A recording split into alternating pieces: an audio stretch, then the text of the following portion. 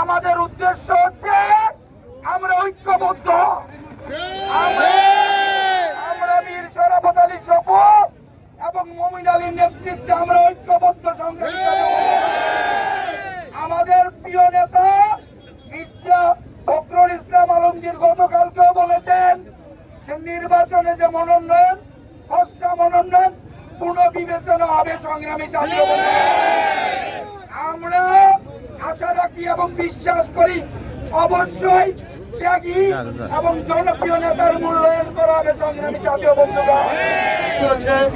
এর প্রতিবাদে আমরা আজকে শ্রীনগরে যে মশাল মিছিল করেছি, এর একটি উদ্দেশ্য আগামী নির্বাচন সুষ্ঠু হতে হবে।